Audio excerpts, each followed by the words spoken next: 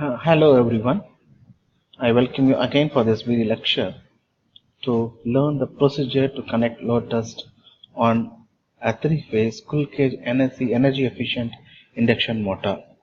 So this is one of the very simple experiment we are going to do in our AC machines laboratory. The objective is to connect load test and thereby to obtain these performance characteristics as of the given three-phase energy efficient induction motor. So this is the circuit diagram, and you can see that there are various components available in this one, and this represents a squirrel cage induction motor. So the outer surface represents the stator, and here this represents the inner mode part. It represents the squirrel cage model of a squirrel cage rotor. So each and every round symbols represents the copper bar embedded over the surface of the rotating rotor. So again in this circuit we have a motor is coupled with a brake drum, and we have a digital multimeter, and there is a DOL starter. Okay, how do you do this experiment?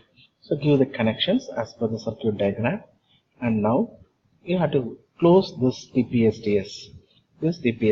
Then supply is given to the DOL starter. Using the given DOL starter, start the motor. The machine will naturally start rotating at a speed, so that is the rate of speed, which is always slightly lesser than the synchronous speed of the machine. So what you have to take now is reading under the no load condition, a set of reading under the no load condition. What are those readings? You have to take the line voltage, the line current, speed, and the wattmeter reading, that is the input power. And of course W1 and W2 are going to be 0 now. So then gradually you have to tighten this W1 or W2, either W1 or W2, and that is you are going to add the load, a mechanical load, gradually to the induction motor. For each and every addition of the mechanical load, measure the line voltage, line current, input power, speed, and the mechanical load that is applied to this. So you have to repeat this process until the rated line current is achieved. So that is the machine is loaded to its full load. So once the full load is supplied and you got the rated line current in the ammeter, I recommend you to take one reading up to 20% overload above the rated current. For example, if it is 10 amps is the rated current, means you can go up to 12 amps.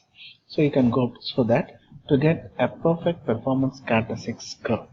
So once all those readings are taken, repeat and check until the rated current is achieved, and one more reading above the rated current.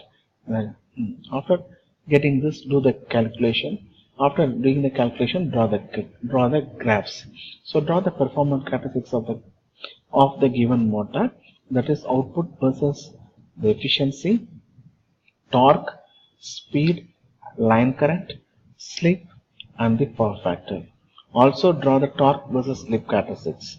So compare this with the other squirrel cage induction motor, in which you have already done or you are going to do in the other laboratory, which is not supposed to be an energy efficient motor. Compare the efficiency and other performance of this machine and justify your findings in this experiment. You must write it as a report and submit it along with your observation as well as in your laboratory report. Okay, thank you.